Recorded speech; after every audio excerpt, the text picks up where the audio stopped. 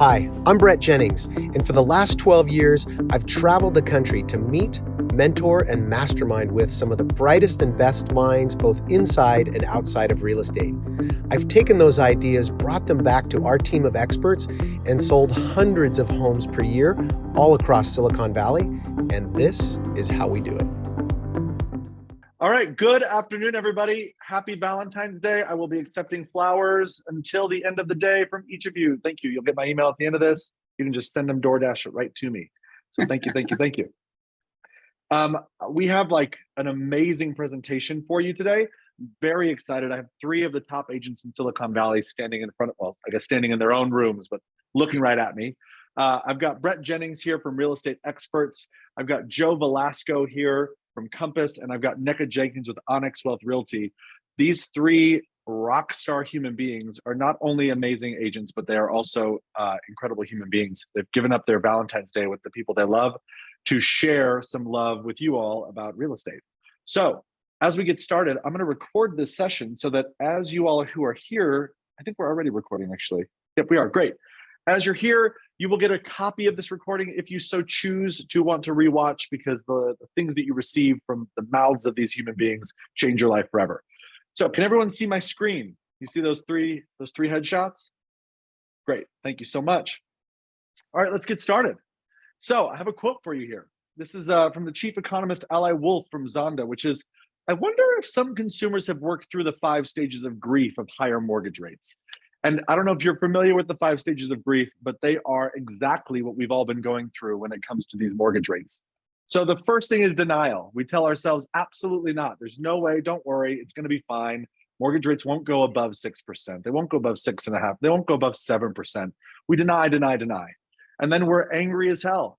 Our customers, our clients are angry. They're like, oh man, I should have gotten in when the rates were lower. I should have dove in faster or sooner. And you're sitting there saying, I know, I tried to tell you, but you didn't listen to me. And then number 3 is the bargaining side of things. They're like, oh man, this is where they start to negotiate with you or themselves, or maybe I'll wait. I'll wait till rates go back down, or I'll wait till I see the market pick back up, or till maybe you've heard prices drop to the bottom of the barrel, like 2008. You probably heard every excuse in the book as to why they're not buying. And then there's this sadness, there's this depression, which is kind of where we're at right now, I think, which is like, all right, this is where it's going to be. This is where it's at, and it's not great, but here we are. And so and then we've got to move these people from depression into acceptance, because if we can't get them into acceptance, we're not going to sell any houses. And so these 3 human beings today are here to talk to you about how to get your buyers and sellers off of the couch, off the fence, and into action. So I've got a quote for you from Brett, which says, getting people off the fence requires that we start with the conversation they are having in their mind. Brett, do you want to talk about this a little bit? Yeah, I mean, the reality is any good marketing or sales or influence for that matter, we say, it has to start with the conversation they're already having in their mind. It's called a market to message match. And one thing that we I think as agents assume sometimes is the fact that because some of this content and things that we're going to talk about seems so familiar to us, we assume that other people already know it, and that's not true. But ultimately, it starts with, what are they hearing, Joey? And I think you can continue on, and we can talk a little bit about that. And what are the things that are keeping your clients on the fence? And it's everything that they're hearing in the news. And if you see, some of these little snippets of headlines down below, falling stock market, recession fears, a new recession, debt, all the stuff that is really happening out there. And the next slide, I think we hit on kind of what are some of the top 3 or 4 that we're seeing locally. Forbes saying stocks are in a bear market as a housing crash to follow. CNN Business saying Silicon Valley layoffs go from bad to worse, and high mortgage rates discourage buyers and chill the housing market. I mean, this is the stuff that's swirling around in our clients' minds, and this is all the stuff that we got to address. But yeah, I think we're going to talk on really how Joe and Nneka and myself are kind of addressing this with our clients. Yeah, we are going to give you the exact talk tracks that these 3 agents are using to combat everything that you are seeing right now in the national news, and taking it and local news even, and making sure that you use it as an opportunity to convert the conversation back to the reality of the market. So we must control the narrative. Our job as real estate agents and real estate experts is to be the beacon, the source, the lighthouse of truth in the conversation about the real estate market. And honestly, headlines are built to draw people's attention. They're built to take you away and take you into whatever is the most emotional thing that we can do. And so our job is to get them out of emotion and get them back into action. And we do that by controlling the narrative. But if you don't know what to say, how can you control a narrative if you have no clue what to say to win it? So we're going to talk about that. People do not follow the best leaders. This is Donald Miller. They follow the ones that they can understand the easiest. So your job right now, our job here today, is to help you to clearly identify the issues that we're dealing with and communicate them with ease, with comfort, with control, with confidence, so that when the conversations come up, you have the talk track ready to go to turn the corner with your buyer or your seller, so you look like a rock star. So I want to introduce Joe Velasco. So Joe's at Compass. Joe's kind of the king of luxury. He's done, I don't know, about $200 million. He's just an absolute beast of a real estate agent. And he has a very simple approach that I think sometimes we try and get so creative that we lose sight of what we actually need to do. And so, Joe, can you talk a little bit about this idea of you don't tell them, you show them what's possible? Yeah. Thanks for having me on. Always a pleasure to do what I can for our fellow peers and real estate experts as well. But I think the biggest thing, that I'm doing is speaking specifically right now with an example of a buyer, because I think, the topic is, what we're doing to get, buyers and sellers off the fence. If we're talking strictly about buyers, it's education, right? Education is huge. And math is a universal language, right? So one of the things that I do, especially heading into the month of March, I use an example of one that I sold last year. And if you guys can pull it up on the MLS, I think it'd be great. It's 131 Curry Avenue in Morgan Hill. That one there, I sold last year for $2,625,000. I sold it, I believe, March of last year. And there it is. Yep. So the March of last year, I sold it for $2,625,000.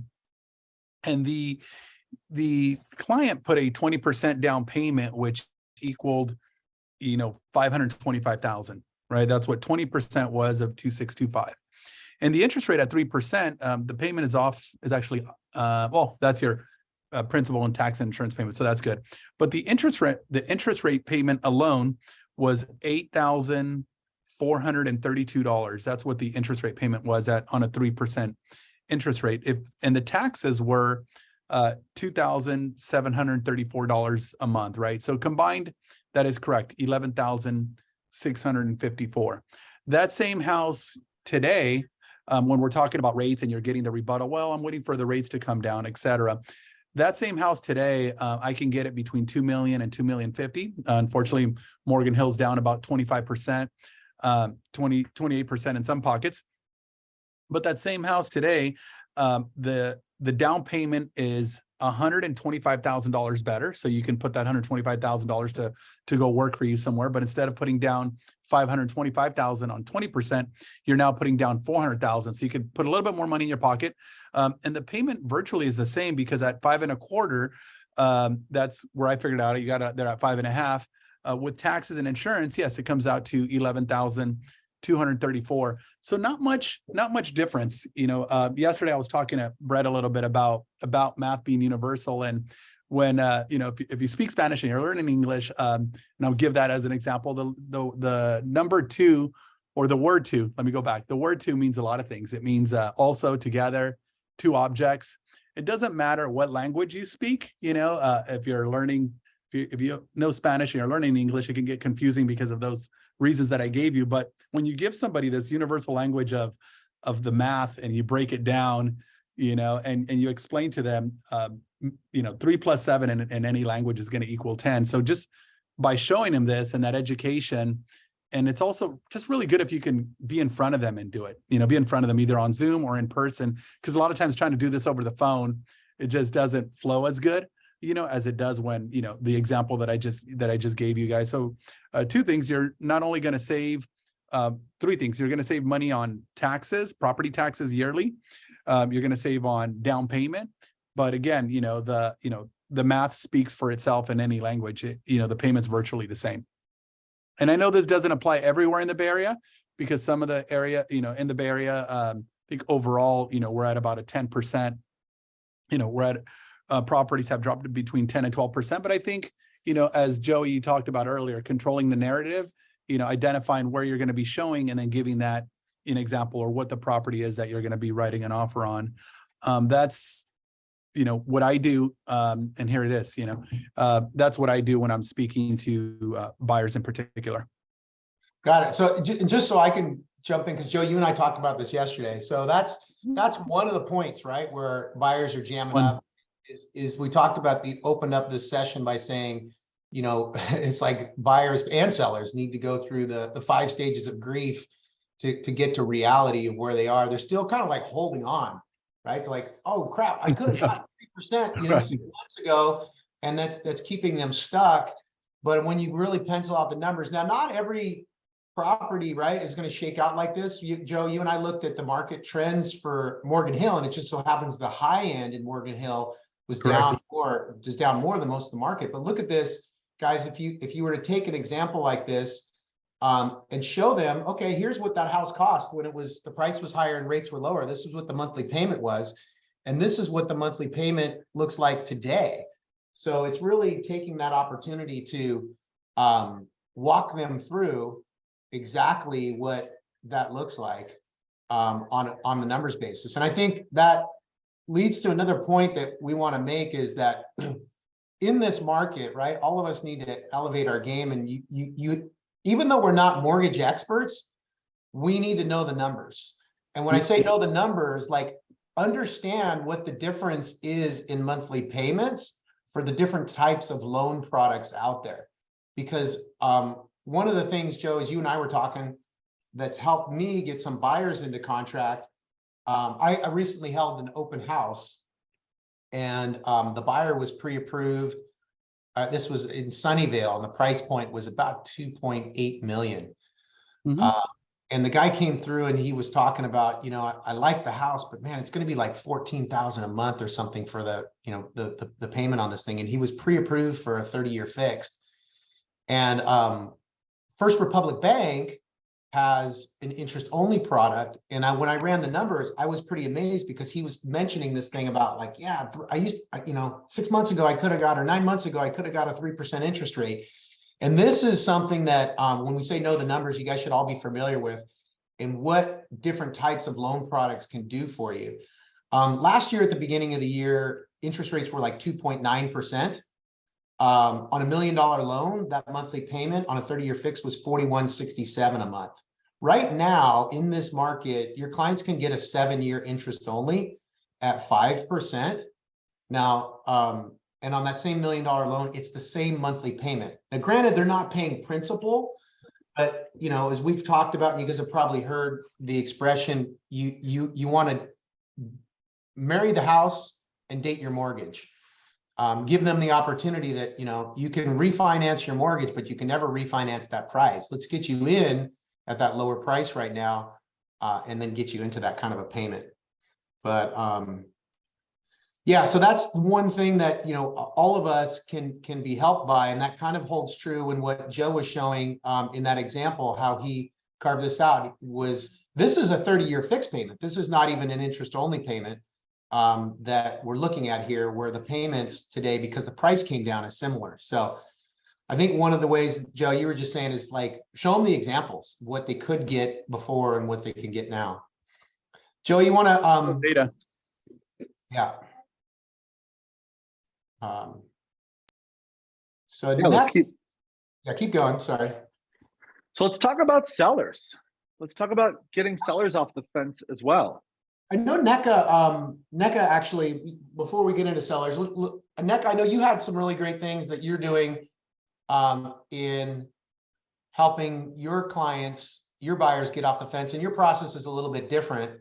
So NECA, do you want to share a little bit about your process? And Joey, you can just let's just give screen control to NECA, because she's got her own screen share that she can do here. That sounds great. You're on mute there, Nick. Let's see. Yeah. Hey, so yeah, I think, there's so much noise right now in the marketplace. TikTok, Instagram, Facebook, you've got realtors doing what they should be doing, which is showing up on video and offering advice and information to the public. And your clients get really confused and bombarded with a lot of different pieces of information. So one of the things that I try to focus on is anytime, whether it's a client of mine or someone on my team, anytime they have a question, no matter how small the question is, I pivot that conversation in a way to say, let's jump on Zoom, let me share my screen with you, or let's meet in person, right? Before we're in contract, or even sometimes during contract, especially if you have contingencies. I think our ability to influence is far greater in person. And so they need to know that they can see, feel, hear you, trust you, and really believe what you're telling them, because we're in a marketplace where the appreciation overall and over time is far greater than a lot of other places. And that works to our benefit, to where when you're having the right conversations and giving the right pieces of information, you're telling the truth when you say, I still truly believe in our market, right? So sometimes being able to sit in person with them or on Zoom and share the data. And what I mean by that is like share your screen and go over with them all of the information that you have available to you. You can all see my screen, right? Mm-hmm. Yep. Okay. One of the biggest things that my team and I always focus on is go over the Altos report with them, right? Like pull it up by, if you're looking at single family home, especially pull it up by city, and also literally have readily available, pull it up by zip code, because you'll see, you can just see the number, the graphs right here. It changes significantly compared to most zip codes compared to the city, right? So I just pulled up San Jose as an example, but another important thing is to focus on this absorption, the absorption rate, which is far different than what it was just a few months ago, or just even a few weeks ago in some zip codes. So the reason that, this report, it's a 6-page report if you pull the full report, and of course by houses or condos. Most of you have used this before, but if not, reach out to us and you can get access in some way. But it's super critical that you go through these numbers with them and show them how it changes, because I'll have a lot of people that are maybe looking in San Jose and say, oh, well, there's a ton of inventory, whatever. Okay, but you're not looking in all of San Jose, right? So let's focus in on the 27 homes in the neighborhood that you're looking at. And then let's focus in on the exact zip code, the exact neighborhood. So, and another thing that I do like to do is I will, just go through here. Let's see. And when I'm talking with them, I actually start from this screen when I'm talking with clients, whether it's seller or buyer, but right now we're talking about buyer, I think, specifically. And I will start from this screen just to show them what I'm clicking on and what filters, because a lot of times, especially people that are super, super tech savvy, they have done a lot of research. Maybe they've looked on Redfin or Zillow and they think they know all of the data. I always like to slow it down instead of just giving them a number. Hey, I think your home will sell for this, or I think that home will go for this. We should offer this. I like to slow it down and show them I have access to all the data. Zillow and Redfin sometimes doesn't, right? Not everyone syndicates to both of those. We all know that. So I slow it down and I say, let's look in a mile radius of a subject property or a location you want to move to. And let's really dive in to what the data is showing us. So the reason I'm sharing my screen and showing this is one of the things that I did like years ago is I set up my screen here to show all of the things that I could ever want to talk about, right? All of these columns, distance, most important, and all of the information. I made it perfect and then I saved it. If you don't know how to do that, just reach out to me. It's super easy, but it does take a long time because sometimes the names of the columns are different. And I'm really looking here and saying, you want to be in this little zip code, right? Whether it's a buyer or maybe it's a seller. Let's look at in a 0.3 mile radius, what the data is showing us. Look at this days on market. That tells a story right there. And then if you were to go back further in time, like mid last year, you'll see how the days on market was much longer. So you're really showing them by data, and you're in person with them or you're on Zoom and you're showing them the market is changing. So all the headlines that you're reading, they might be for other zip codes that don't have amazing schools like where you're looking, or something like that. And so you're showing them the list price versus sales price, and then that price per square foot is super important to a lot of people. And you show them how that scales up and down depending on the size of the property. And then of course you show them lot size and all that. So I go through this in depth, and I spend a lot of time literally sharing my screen with them and going through like deal by deal. And then I kind of scroll through pictures, and I say, like, if it's a seller, I say, does your home look like this property, right? Let's talk about it. So then you're arriving at a solution together, or information together, rather than them feeling like you're just telling them and they're just supposed to trust you. You're building that trust and that relationship, and you're making them go through the activity as well. So biggest thing I think I learned earliest in my career is get in person as much as possible, and really, really try to influence them and build that trust while you're in person with them. Nneka, can I recreate or just sort of re-say 2 or 3 things that you said that I think are really important to touch on, which is there so many of us are who are making the calls, are doing our best to drive for appointments. And what I love about what you said is most people are in protection mode right now. They're in that, like, trying to figure out, they don't know if they're serious or not. We want to get them off the fence. You allowing them the protection of having a phone call, and then on the phone call, flipping it over into a Zoom to show value is absolutely brilliant. So don't say no to a phone call, but also don't leave it as a phone call. Use that opportunity to lock down the time with your client, and then use that time to actually get them onto a Zoom or a FaceTime as fast as possible. So strong. And then the second thing that you touched on that I think is really important is the same principle that Joe was talking about, which is the show, don't tell. Like, you allow the data to represent everything that you're talking about without you having to be the person who they have to trust. Mm-hmm. They're going to trust you because of the data you show, but they don't have to just trust your word for it. So I think it's really important. And here's the other benefit too. You may not know what the data looks like, and you earn the right to have the opportunity to show them what that data is in the moment and have a real conversation about it. I think it's brilliant. Thank you for sharing that. That's awesome. And Nneka, so what you touched on, right, was what we call sharing quantitative data, like really drilling into the numbers, especially for our buyers or sellers. Most of our people, right, in Silicon Valley work in tech and do appreciate going through the numbers. I want to shift gears though real quick and talk about qualitative data, more data like about the market, what agents are seeing in the market, and how you can share that to influence your clients. And so, Joe, I want to call you out on this. I thought it was brilliant. Joe, and I were talking, and he actually shared some of these things with me, where he would be going through his social accounts, whether it was Facebook or Instagram, and he would basically screenshot or even record notable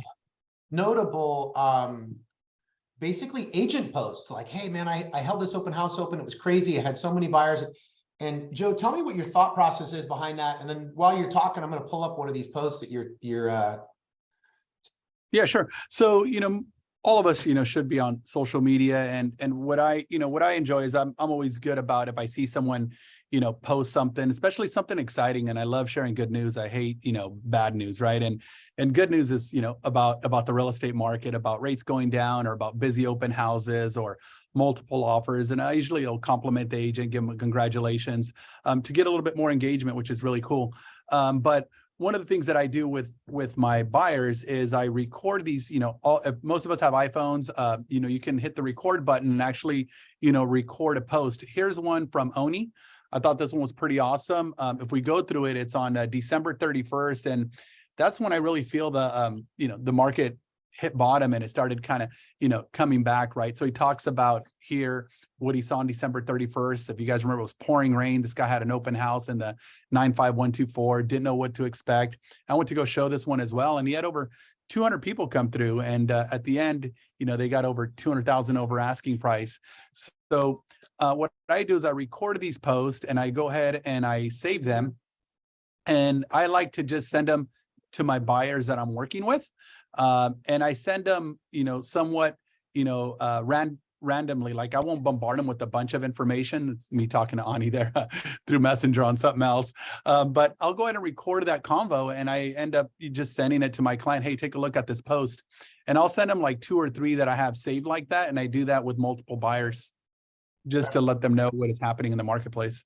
That's awesome. And again, I think it's, it's what we talked about is we got to control the narrative for our clients out there. So I thought that was brilliant, Joe. And you've sent some of those to me. And as you talked about how the influence that's having with your clients is sharing that positive news that's, quote, outside the news. That's just coming from social on that.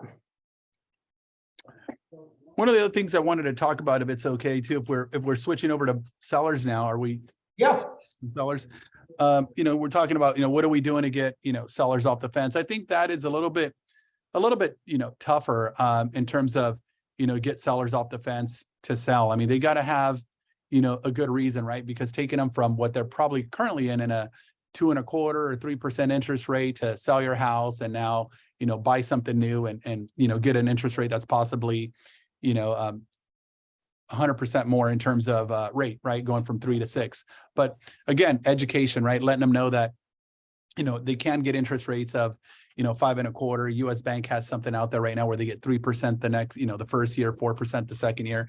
Those are definitely ways to motivate them, to get them off the fence. But I think the biggest way, I don't think the biggest way for me right now it is to procure more sellers is really to double down on the marketing, whatever marketing you were doing. And for me, it's always been farming and mailers.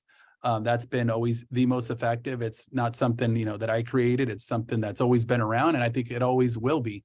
And if you were sending out, if your farm before was 4,000 homes, well, maybe, you need to double down and go to 8,000 homes just because we're going to do, 50% less business this year in terms of number of transactions. But it is definitely a little bit more challenging to convince current sellers that are in my sphere to sell, but it's a little bit easier to convince sellers to sell just by doubling down on the marketing. So that's just something that I want to, add. I think there's various reasons that sellers will sell now, and it's really, finding out once you engage with someone in your sphere, if they're going to sell, they definitely need to have, a good reason, why, right? And is that, to either downsize or to upsize, but really finding out what is their, what are their hot buttons, right? And there's always going to be people, when you're farming that need to relocate for, professional, reasons, right? Or there's going to be folks that have, health issues and need to be closer to their family members, who can provide support or again, the opportunity to upgrade to a larger home while the market's down and make it up, in that way, or investment strategies, or maybe they have, a need for liquidity. I mean, there's many reasons why people would want to sell. And, the best thing that I can share with folks to like, hey, I, need to generate more listing is just to double down on your farming or whatever lead gen you were using in the past, go twice as much this year. Yeah. So what you're saying in essence, Joe, is like the buyer conversation, as we talked about this, is a little easier to, the buyer conversation is a little bit easier to get those people off the fence and on the sidelines, because they're already kind of like, we're meeting these buyers at open houses right now, right? We got people calling in on Zillow Flex or sign calls. So we've got buyers that they're already engaging. And so we only have to move those people like half the way down the field to get them to the goal line, and doing that through examples of what they can get and shift them off the interest rate like you talked about. But with sellers, it's a little harder game in the sense that those people are very comfortable right now. And I think the reason we're going to see 30 to 40% fewer inventory is the fact that nobody, even if you found an awesome house, the idea of jumping from your 3% mortgage to a 6% mortgage is hard to swallow.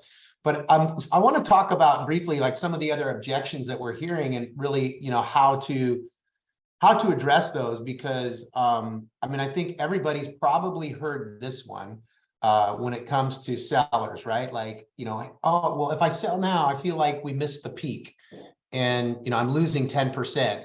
If the market's down 10%, I'm losing 10%. And the reality is, right, we can all shift that conversation, is the fact that you're buying in the same market that you're selling in. So you're saving 10% on that purchase. one of the things NECA shared there was that Altos research. You can show those graphs and charts on price, on what prices are, median price, both price and price per square foot, and take a look if they're moving out of their current area to where they're going. Because in most cases, especially if they're leaving San Jose or Silicon Valley, most of the markets that if they're moving out of the area are probably down more than we are down here. And that's what I've pointed out to people. Like I've got somebody who's selling in San Jose and buying in Tracy. And I was like, well, let's take a look. And it turns out San Jose, you know, Santa Clara County on average is down about 10%, where Tracy's down 16%. I'm like, look, this is actually great. You're gaining ground by selling now. And in addition, when you purchase now, not only that, like one thing we might not think of that we want to remind our clients of is you save 10% on your property taxes, like forever. And this is not an insignificant number.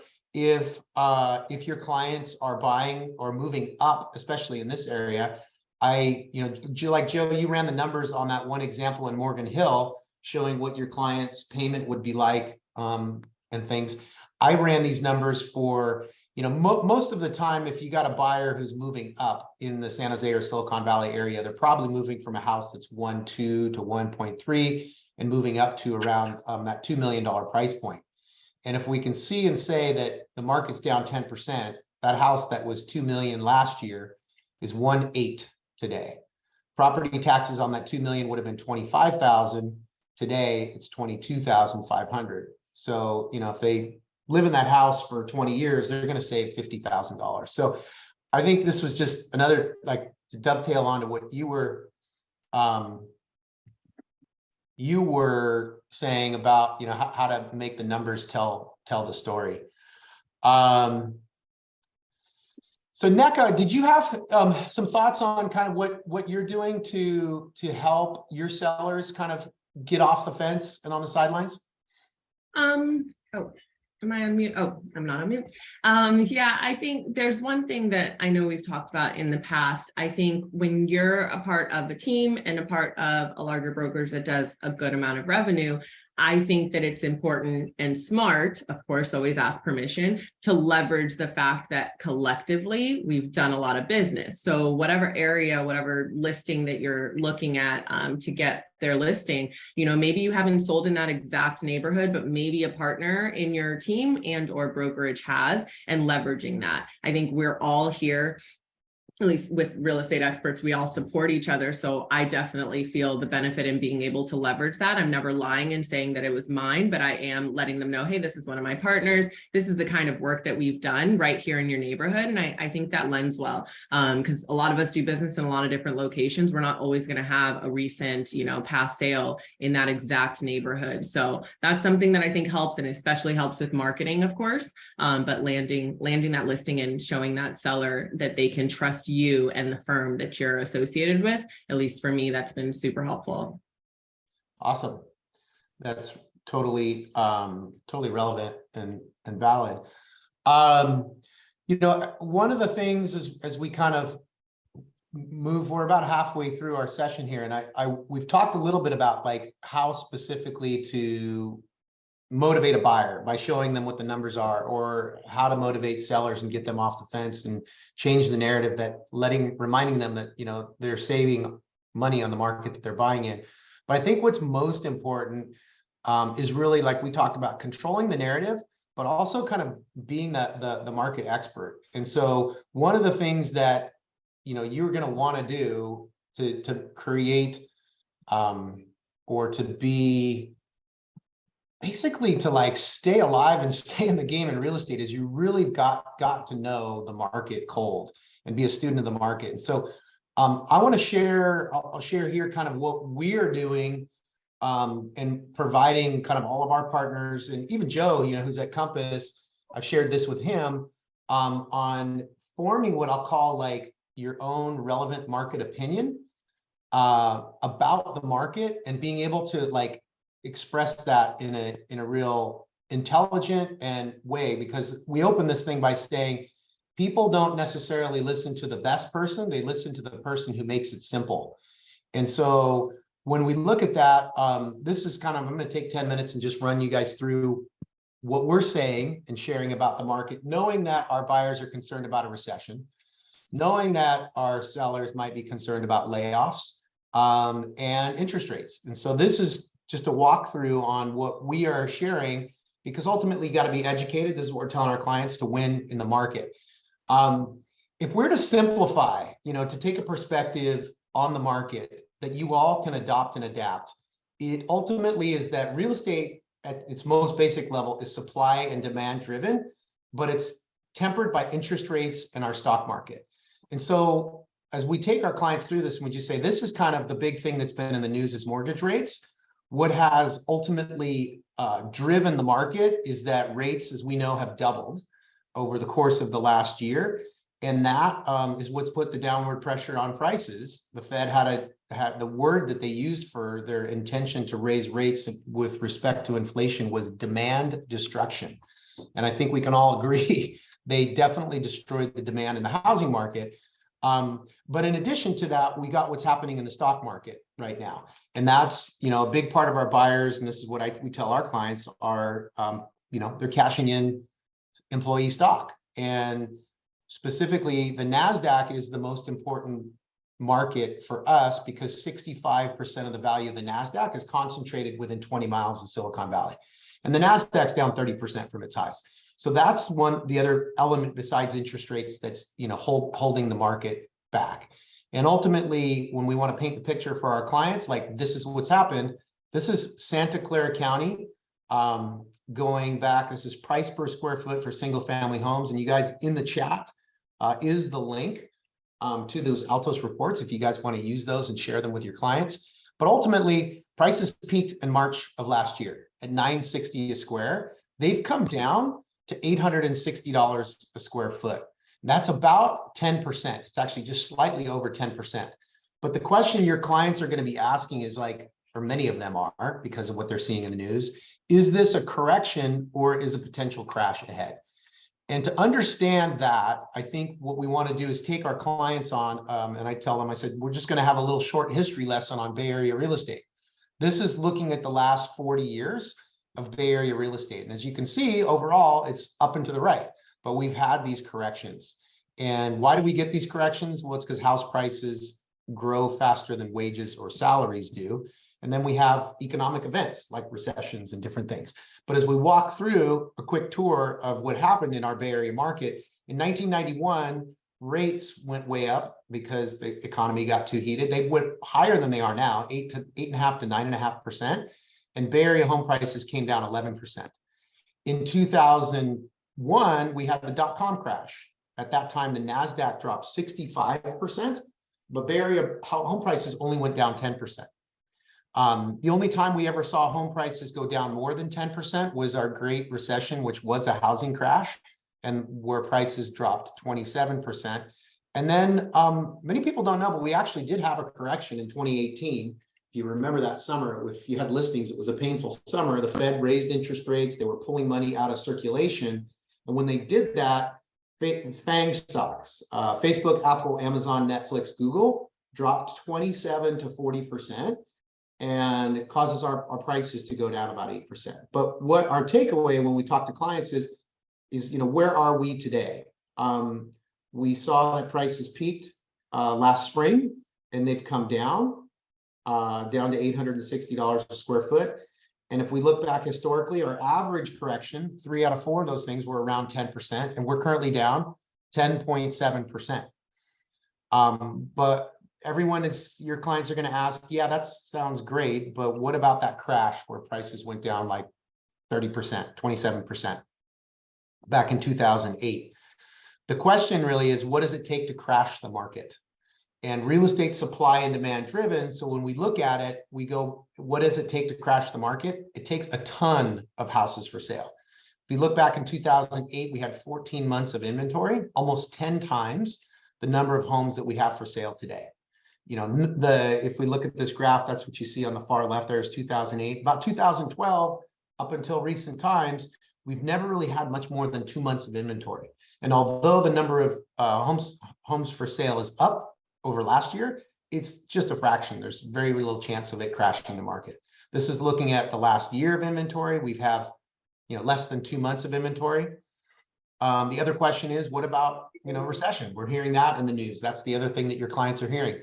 3/4 of CEOs saying that we're going to be in a recession for the next 12 to 18 months. The question is like, does that mean we're going to go into a housing crash? Well, if we look at the last 6 recessions, half of them, the recessions we've had, prices went up. The other half, prices went down, except for our housing crash, they go down about 10 or 11%, and we're down at that critical 10% number.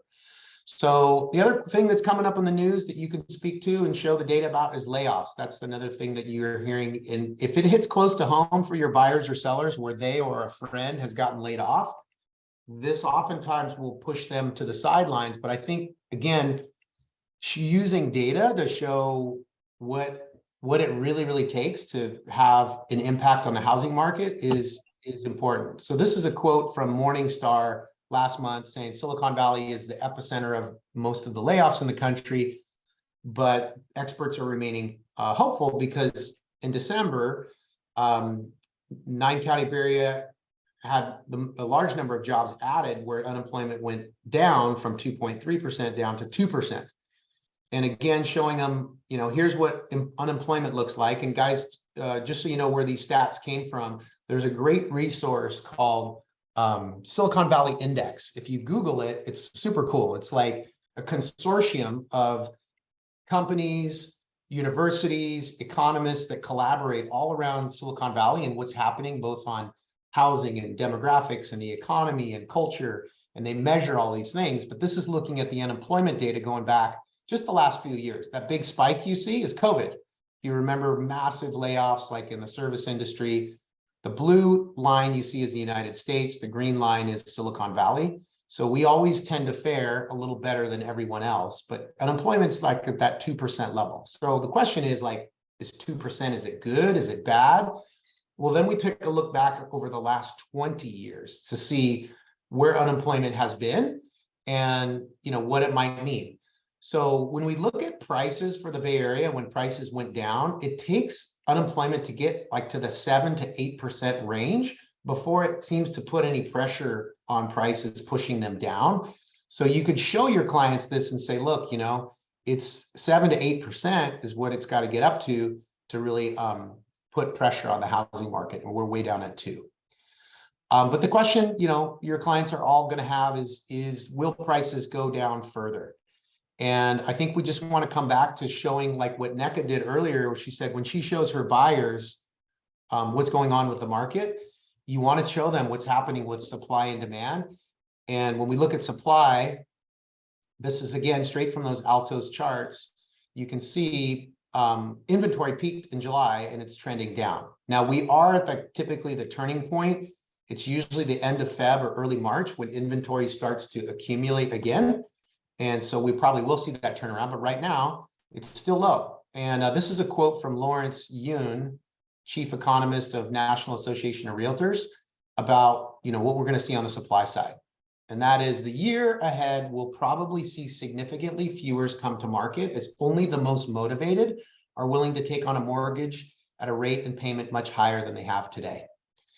And so what's happening with rates? Well, because there's a slowdown in inflation and the inflation comparisons become more favorable, we'll start to see that inflation go lower and lower. And as a result, mortgage rates should move similarly downward, probably giving us around 5% or hopefully below 5% within the next 6 months. And that's Barry Habib from Mortgage MBS Highway. If you haven't followed Barry Habib, that's a guy, you write his name down, Google him, and get on, subscribe to his feeds, because he's probably like the smartest guy in mortgage when it comes to predicting the market.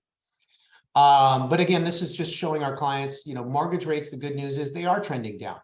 This is, again, data from the 4 major mortgage outlets, from Fannie Mae, Freddie Mac, Mortgage Bankers Association, and the National Association of Realtors, forecasting what they think rates are going to do throughout the year. So it looks like everybody's in line with rates looking lower towards the end of the year.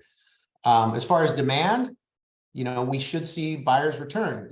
Everyone online, you guys all seeing more buyers at open houses? Tons, right? This is an interesting analysis of kind of what we call like a sensitivity analysis. What happens with demand as rates go up? And so this is the 30-year jumbo rate, and what happens with demand. So as we push towards that 6.5–7% number, we saw the buyer demand drop. Right now, we're at this 5.5%. And I think you're going to see in the numbers that we look at on the supply and demand in a moment on, we're moving towards this balanced market. Mortgage applications is also another leading indicator.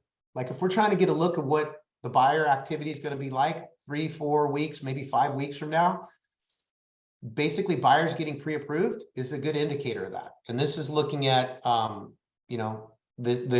down here at the bottom is the title of the page, tradingeconomics.com.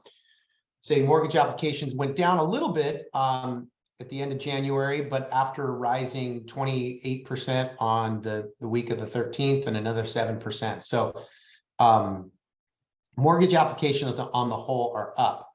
But this is the piece right here that NECA touched on that we really like going deep on when we're talking to our buyers about writing an offer and how strong they need to be, or if we're talking to a seller that's maybe a little bit afraid of getting into the market. So at the bottom of those Altos reports, it breaks the market, whether we're looking at the county, the city, or the zip code, into 4 tiers. And so I'm going to just walk you guys through this real quick. This is Santa Clara County single family homes. And when we look at the top tier at 4 million, we had 25 new homes come to market last week. But take a look at this, 31 homes sold. Okay, it's obviously not 31 of 25. There's inventory, there's 650 homes on the market. But 25 came to market, 31 sold. At the next tier down at 2 million, 41 homes came to market and 42 sold. Third tier just below the median at 1,370,000, 43 houses came to market, 59 sold. And at the entry level tier of 880K, 26 houses came to market and 39 sold. So like you could be talking to the most basic person in the world and tell them, hey, look, real estate supply and demand driven. What do you guys see here? We have more, an equal or greater number of buyers than we have sellers coming to market. And so ultimately, the supply and demand is going to be one of the pieces, and the stock market, thankfully, is starting to find support. It's no longer going down, it's finding support. So where is the market headed? This is home price forecasts from a bunch of different forecasters. We pull this data from Keeping Current Matters. They provide a lot of these great slides for us, and then we layer in the local market data. But as you can see, Realtor.com is the most optimistic at 5% up, and Ivy Zellman, who is a forecaster, is saying -5%. So in summary, we're moving towards a more balanced market ahead. That's what we can tell our clients confidently, look, you're not going to get clobbered if you're going to come in and buy a house. The market's not going to crash. And if you're looking to sell, there's probably, there's an equal or greater number of buyers in the market than there are sellers. So I want to open it up to Q&A for folks online, and we've got looks like about 50 people here. So any questions for NECA, myself, or Joe here? And also feel free to write your question in the chat. I'll be monitoring it so I can get to that. But Anne, you had a question. Yeah, I had a question. I would just say to Joe and NECA, thank you so much for sharing your insight with us. I would say, what are you saying right now with all this data about where they need to be in planning to buy in the future, as it's layering in more people out in the market, more people at open houses? Are you trying to encourage people like, this is the time to buy now? Yeah, let me share. I love whenever possible to, like Joe talked about when he opened up talking about what he does with buyers, is to show them rather than tell them whatever's possible. So, and if you're asking me that question as a buyer, I'd say, well, rather than me just kind of guess, let's take a look at the market together and see, let's see what it looks like. So if we're looking to move to get into the market, this is all of these Altos reports you can see is these are 3-year charts down here at the bottom. And so the up and down we see is what we call seasonality. So typically it's like the end of February, early March is when the inventory starts to accumulate. So we'll start to see more houses come to the market. But at the same time, and what we can tell from experience is also more buyers are coming into the market at the same time. So, what we know right now is we have a little bit more supply than we have certainly than last year. And, here's the challenge with waiting. If you wait until rates come down further, your competition is going to increase dramatically, right? Because, and that's the piece where, when a market turns, when interest rates drop and a market turns and starts coming back up, it can go very quickly. Prices can move 3 to 7, 3 to even 10% we've seen in 4 to 6 weeks time. So what we know right now is prices are down 10%. Our average correction is 10%. So this kind of is what we're viewing as a window of opportunity. If you're concerned about the monthly payment, let's do one of two things, all right? Let's either look at a mortgage product like an interest-only loan that can get us a really low monthly payment that we can refinance out of when rates come down, but let's lock in that low purchase price that we can get today, okay? Or if possible, we might ask the seller if they could contribute a credit, maybe to like 1-2% towards closing costs, and we can use that as what they call a buy down to get you a lower interest rate for at least the first year or two until you can refinance out. But most importantly, like there's some houses out there now. We know prices are down now. They're probably not going to go lower. We like to say, when I show people that chart of the last 40 years, real estate's gone on sale 4 times in the last 40 years. This is the 5th time. And so let's get you into the game. That's what I would share. Joe or NECA, you guys got anything you wanted to add to that? Yeah, I was just going to say really quick, just in general, when you're speaking to your clients, I think the best way to show confidence is being confident enough to say what you don't know. So before everything that Brett just said, I always preface with my clients, I'm not a psychic. I do not know what's going to happen in this market. And honestly, no one does. The feds have lied to us in the past. The feds have been truthful all last year, telling us the interest rates are going to go up, and they did. So, prefacing it with that and saying, all I can do is share with you the data that I'm seeing, the experience from what I'm doing and what my colleagues are doing, and then we can make informed decisions together. And so, like everything that Brett and I and Joe have been saying, when you show them the data and you come to a conclusion together, it's way more trustworthy than you just pretending that they need to just believe what you're saying, because we could be wrong in 2 months and the whole market crashes, or it doesn't, or whatever, right? We have evidence showing that's probably not going to happen, and that's all we can go off of right now. So Thank you. Yeah, here's another point. And when we look at price movement over time, and this is just you and I talking as realtors, as we look at price movement over time, this is the last 3 years price per square foot in Santa Clara County.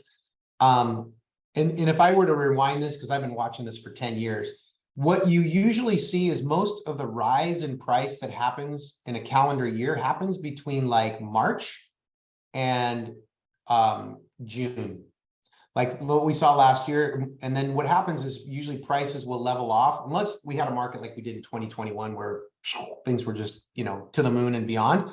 But usually what we'll see is like between March and June, prices will rise, whatever the amount they're going to rise for that year. And then they usually level off. And that's because most people list their houses in the summer. Then we get June gloom where people, a number of people go on vacation, the market slows down. But most of that rise in price happens between March and June. So like that would be another point you could potentially share with your people. I know too, in the spring that some people are shopping because they want to get the address to enroll their kids in school. Joe, you have any additional thoughts for Ann? No, I mean, it's, you touched on it. I mean, I use the whole, real estate's only been on sale, 4 times in the last 50 years. This is, the 5th.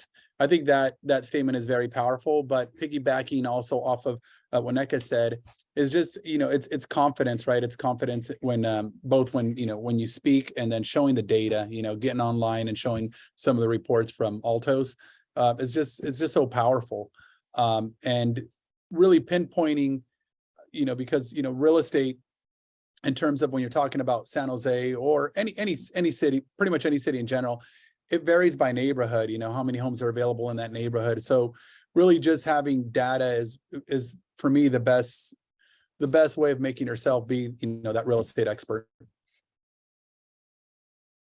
Anyone else have any questions they want to ask? Regina, yeah, we can email you the recording, no doubt about it. Not a problem at all. Any other questions? You want to go to those last couple slides, Joey? Yeah. So the last little piece of the puzzle here is that we like to do these sort of masterminds every single month. And so we want you to be able to join our mastermind. So you can scan this QR code and we'll make sure that you have access to the monthly masterminds that we host every single month. That is always relevant conversations for the market of the moment. And this will allow you to get an email invitation versus having to see it on Facebook or having to watch the repeat of it sometime later because you missed out. So I'll give you guys a... Yeah, in addition there, Joey, if you scan that QR code, there's a questionnaire. So, and we ask like, what topics would you like to see in future sessions so that we can make like this conversation as relevant as possible? Totally. And if the last piece of this puzzle while y'all are scanning that QR code is if this information was valuable for you and we just moved a little too quickly and you really want to have a moment to deep dive on it, I would love to invite you all to a 30-minute strategy session, this QR code will take you to my Calendly. We can schedule a 30-minute conversation to go over everything that we talked about today and really give you a clear understanding of how you can communicate that to your buyers and sellers. So you don't just have to watch this. Look, all of us have taken a training where we have a great training, we take a ton of notes, and then we take that binder full of notes and put it on the shelf, and we never use it again. Do not do that with this information, especially when it's so timely right now to have this information in a powerful way, to communicate this information powerfully. So if you feel like you need a little bit more time, scan this QR code, or you can go to joeyscalendar.com. We can schedule a 30-minute session and I will happily walk you through these things that we've talked about, because the agents at Real Estate Experts have been given this information about 2 or 3 weeks ago, and we've been having conversations around it for a while now. So we're pretty clear on how to do this. Other than that, Phil, that is our session. We actually ended right on time, which is unbelievable. Thank you so much for being here with us. We will host one of these every single month. In case you missed it, here's the QR code. Feel free to join us at our monthly masterminds. Thank you all. Hope you got some value out of this. Have a wonderful, wonderful day.